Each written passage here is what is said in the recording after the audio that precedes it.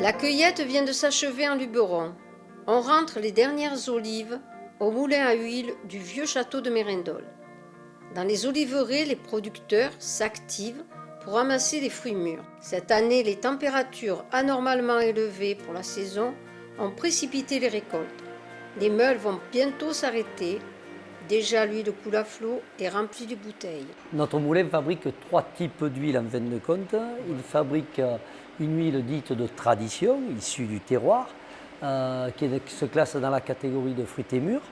Il fabrique aussi une huile de fruités noirs en petite quantité, surtout en fonction de la demande du producteur.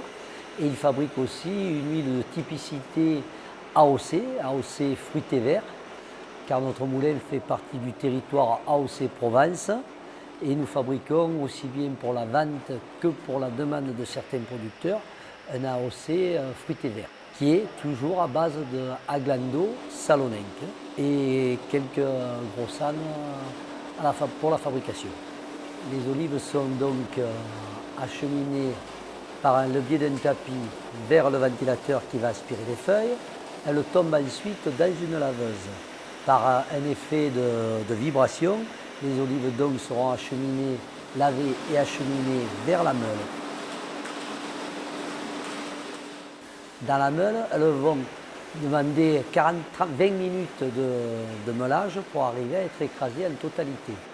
De la meule, nous allons les envoyer dans la troisième phase qui est le malaxage. Le malaxage lui va permettre de reconstituer la molécule d'huile et de stabiliser le produit.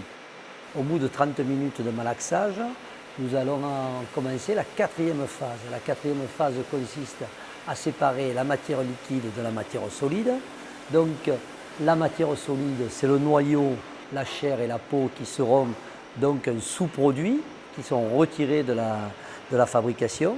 Le jus qui est constitué de l'eau et de l'huile, lui, est acheminé par une pompe vers la cinquième étape qui est le centrifuge. À l'aide du centrifuge, on va séparer l'huile de l'eau et à ce moment-là, l'huile est prête à l'emploi.